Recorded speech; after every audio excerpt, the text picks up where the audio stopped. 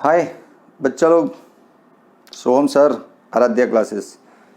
आज दोस्त तेरे लिए 11th science physics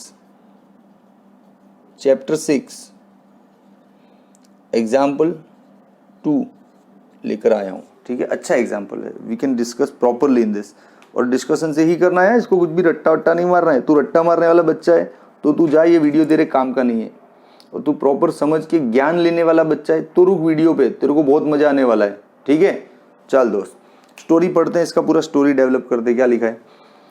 it is well known that a rain drop falls under the influence of the downward gravitational force and the opposing resistive force. है क्या है मतलब? इसका मतलब ये है कि जब रेन ड्रॉप गिरता है नीचे तो दो फोर्स उस पर होते ही होते। एक तो ग्रेविटेशन फोर्स जो उसको नीचे ले जाना चाहता है, और एक रेजिस्टिव फोर्स। मतलब रेजिस्टिव फोर्स कहाँ से आता है? अच्छा, हवा का होगा ना। हवा, जैसे हम गाड़ी लेके जाते हैं तो कार को भी एयर का रेजिस्टेंस तो लगता ही है ना। हाँ, तो रेन ड्रॉप भी नीचे गिरता होगा तो उसको भी एयर का रेजिस्टेंस लगता होगा। तो दो टाइप के फोर्स का ये लोग बात कर रहे हैं। ठीक है, तो पहले थोड़ा ड्राइंग कर ले। तो चल देख दोस्त, ड्राइंग कर लेते हैं। ये रहा अपना रेन ड्रॉप, मतलब यहाँ से गिर रहा है नीचे। ड्राइंग से ही जल्दी समझ में आता है मेरे को तो यार। हाँ, सीधा ड्राइंग देख। ये रहा रेन ड्रॉप नीचे गिर रहा है। अब इस रेन ड्रॉप का डाउनवर्ड जो फोर्स है वो ग्रेविटी है mg, और रेजिस्टिव फोर्स तो उसको रोकेगा, ऊपर की तरफ लेना रोकेगा ना। अपोजिट बोला भी होगा देख कि अपोजिंग रेजिस्टिव फोर्स, तो ऊपर की तरफ रेजिस्टिव फोर्स होगा। रेजिस्टिव फोर्स को Fr बोल देते हैं, है ना। कुछ भी नाम दे दिया Fr। ये दो फोर्स उस पर काम कर रहे हैं राइट नाउ। ओके, चलो अब आगे पढ़ते हैं। अच्छा, रेन ड्रॉप्स फॉल्स हो रहा है ना, तो इसका इनिशियल स्पीड हम 0 पकड़ के चले। ठीक है, आगे बढ़। क्या बोला है? The latter is known to be proportional to the speed of the drop but is otherwise undetermined. किसकी बात कर रहे हैं? द लेटर मतलब ये दूसरा वाला फोर्स है ना, उसकी बात कर रहे हैं। दो फोर्स है, ग्रेविटेशन और रेजिस्टिव। तो ये दूसरा वाला फोर्स है, it is known to be proportional to the speed of drop. मतलब यहाँ पे साइड में बता दूँ कि resistive force is directly proportional to the speed of drop. Actually इस कॉन्सेप्ट की यहाँ पे हमको ज़रूरत नहीं पड़ेगी इस क्वेश्चन में, लेकिन दिया है तो थोड़ा समझा देता हूँ। ये resistive force generally Stokes law से रिलेटेड है। स्टोक्स लॉ तो है ना, चैप्टर 9-10 में पढ़ेगा। वहाँ पे रेजिस्टिव फोर्स का फॉर्मूला आएगा 6 पाई ईटा RV। तो force is directly proportional to the speed. हाँ, लेकिन इसको हम ज़्यादा डीप में न ले जाके यहीं स्टॉप करते हैं, आगे की बात पढ़ते हैं। अच्छा, एक मिनट, इस हिंट से ये तो पता चल रहा है कि रेजिस्टिव फोर्स है तो वेरिएबल यार, कांस्टेंट नहीं है। वेरिएबल का मतलब बदलेगा ना बार बार, क्योंकि स्पीड को डायरेक्टली प्रोपोर्शनल है। जैसे ही ड्रॉप का स्पीड बढ़ेगा, ड्रॉप जैसे जैसे नीचे गिरेगा स्पीड तो बढ़ेगा ना। हाँ, तो स्पीड बढ़ेगा तो फोर्स भी बढ़ेगा। मतलब रेजिस्टिव फोर्स है वेरिएबल, कांस्टेंट नहीं है। हाँ, इस हिंट से इतना तो मजा आ गया। चल चल ठीक है दोस्त, ओके आगे बढ़। आगे क्या बोला है? Consider a drop of mass 1 ग्राम। इस ड्रॉप का मास क्या ले लेते हैं? 1 ग्राम, मीन्स -3 से मल्टीप्लाई करो kg। ठीक है, falling from a height 1 kilometre. तो ये जो टोटल हाइट है 1 किलोमीटर है। अच्छा, 1 kilometre means 1000 metre. It hits the ground with speed of 50। जब ग्राउंड को हिट कर रहा है तो स्पीड क्या है उसका? 50। ये फाइनल स्पीड है उसका, समझ ले। ये उसका इनिशियल स्पीड 0 जो हमने लिया था।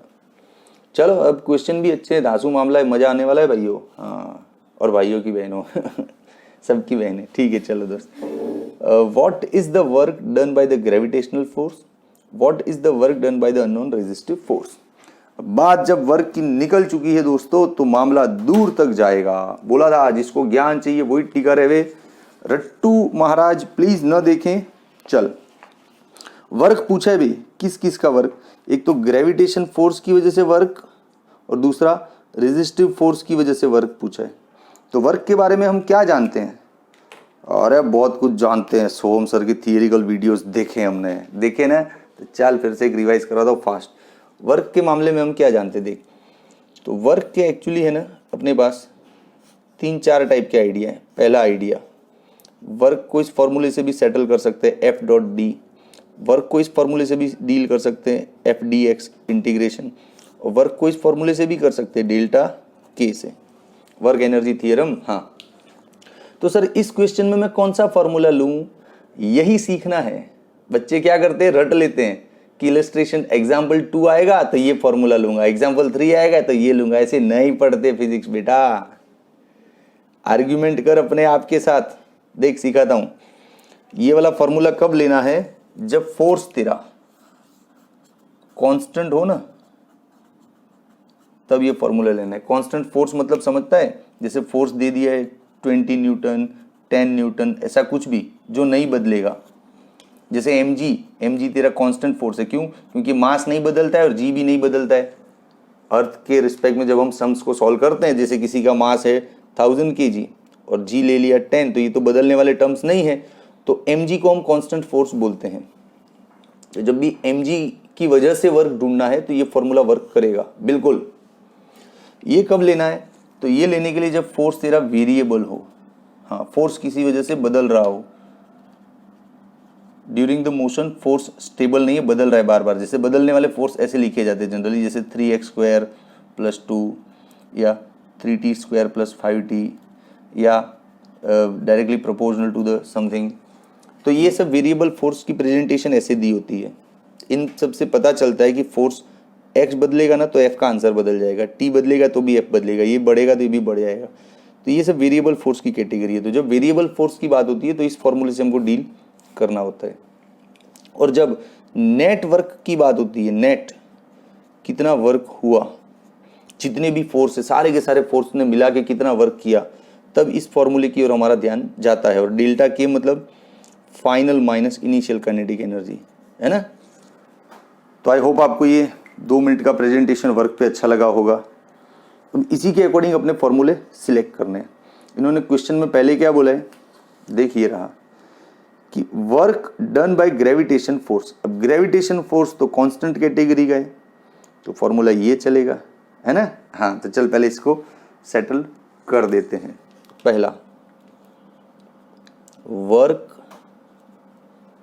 Done by gravitation force, work done bye gravitation force. Formula लेंगे अपना एफ डॉट डी वाला, एफ डी कॉस थीटा हो गया। अब फोर्स कौन सा है यहाँ पे, mg, डिस्टेंस कितना है 1000 ना, यहाँ से यहाँ तक गिरेगा तो 1000 मीटर ट्रैवल करेगा। थीटा क्या लेना है भैया, 0। काहे, अरे यार ये थीटा किसके बीच में होता है, f और d के बीच में होता है। तो ये जो mg फोर्स भी नीचे की तरफ है देख, और उसका डिस्प्लेसमेंट भी नीचे की तरफ हो रहा है कि नहीं, तो दोनों एक ही डायरेक्शन में, तो उन दोनों के बीच का एंगल 0 आएगा। ठीक है, अब सारी वैल्यू तुझे रखनी है धनाधन। मास कितना है 10⁻³ जी कितना है 10, ये 1000, cos 0 क्या होता है 1, ये सारा सेटल हो गया 10 joule. Work done bye gravitation force is exactly 10 joule. Exactly नहीं, थोड़ा इधर उधर समझ सकते हैं, जी को 9.8 ले गए तो थोड़ा अलग आएगा आंसर। हाँ ठीक है, दूसरा क्वेश्चन दूसरा क्वेश्चन लेने से पहले थोड़ा इसको अच्छे से प्रेजेंटेशन तो दो यार, कुछ अलग तो दिखे कि हाँ सर। ठीक है, अब दूसरा क्वेश्चन हम लेते हैं। चलो क्या है दूसरा क्वेश्चन, दूसरा क्वेश्चन है work done by resistive force. तो हमको पता है रेजिस्टिव फोर्स वेरिएबल है ना, तो वर्क डन के लिए ये फॉर्मूला ले सकते हैं इंटीग्रेशन वाला, लेकिन इस बार तू नहीं ले सकता है, फंसेगा। तू है राइट, तुझे पता चल गया कि ये वेरिएबल फोर्स है, रेजिस्टिव फोर्स इस क्वेश्चन के अंदर, लेकिन तू फॉर्मूला ये इंटीग्रेशन वाला नहीं लेना है। क्यों? क्योंकि तेरे पास फोर्स है ही नहीं। तेरे पास फोर्स इस फॉर्म में दिया हो 3x² 3t² समथिंग, तो तू लेके उसका इंटीग्रेशन करेगा। तेरे को फोर्स तो दिया ही नहीं, और इन्होंने क्या बोला है, अदरवाइज अनडिटरमिन, मतलब अभी तक उसके बारे में हमको कुछ पता नहीं और हम बात नहीं कर सकते, हम चैप्टर 9-10 में उसकी बात करेंगे। तो जब तेरे पास फोर्स है ही नहीं, वो तू राइट है कि फॉर्मूला यही चलेगा, लेकिन फोर्स नहीं है, तो फॉर्मूला लेके भी तू आगे कुछ कर नहीं पाएगा, फंस जाएगा। तो इसको भूल जा बेटा, दिल पे पत्थर रख ले, जाने दे, तू सही है लेकिन ये फॉर्मूले से मत जा।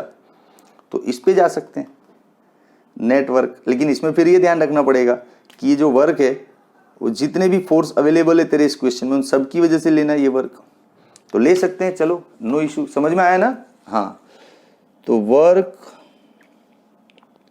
डन बाय रेजिस्टिव फोर्स के लिए हम ये कैलकुलेशन कर रहे हैं, work net is equals to delta K, work energy theorem. अब वर्क कौन कौन कर रहा है यहाँ पे? एक तो ग्रेविटेशन फोर्स की वजह से वर्क है, रेजिस्टिव फोर्स की वजह से वर्क है, और kinetic energy final minus initial. आ गया दोस्त? इस चीज में गलती होती है बच्चों की, इसको मैं हाईलाइट कर रहा हूं तो ध्यान से देखना भाई, इस जगह पे गलती होती है इसलिए इसको हाईलाइट कर रहा हूं, गलती होना नहीं चाहिए दोस्त। हाँ चल आगे बढ़े। अब ये वर्क डन बाय ग्रेविटी तो पता है 10 joule, work done by resistive force पता होता तो ये सब नहीं करते, इसलिए नहीं लिखा। Kinetic energy final half mv², initial 0। अरे यार इनिशियल स्पीड 0 लिया ना, तो काइनेटिक एनर्जी भी 0 ही होगा ना, ठीक है। अब थोड़ा और मामला आगे बढ़ाते हैं। मास कितना है? 10⁻⁻3। स्पीड क्या है लास्ट वाला? 50, दिख रहा है ना? हाँ, अब इन सबको सॉल्व कर, तो work done by resistive force तेरा आएगा -8.75 जूल। आए ना धांसू आंसर? तो फिर है इजी है, इसको इसी तरह से समझ के पढ़ना है भैया। तू सोच रहा है सर ये इधर 3-4 स्टेप, इधर 3-4 स्टेप रट्टा मार रहे, तो रट्टा मारेगा ना तो पूरा साल फिजिक्स में गोता खाता रहेगा। पूरा आर्ग्यूमेंट के साथ पढ़ना। इसमें तो कितना धांसू आर्ग्यूमेंट था अपने पास कि अपने को पता है वेरिएबल फोर्स है, ये फॉर्मूला चलेगा, फिर भी हम ये नहीं ले पाए क्योंकि फोर्स अवेलेबल ही नहीं था। तो क्या कैलकुलेशन करते, इसलिए हम इधर गए, और ये कब लेना है वो भी पता चल गया। तो दोस्त इस सम को इसी तरह आर्ग्यूमेंट से पढ़, आगे इस तरह के सम में कभी तुझे दिक्कत नहीं होगी, दैट इज माय प्रॉमिस। अच्छे से समझ के सेल्फ टॉक करके पढ़ना, ठीक है। और एक और चीज, ये माइनस क्यों आ गया इधर भैया? फोर्स और डिस्प्लेसमेंट अपोजिट हो ना तो माइनस आता है। देखा तू?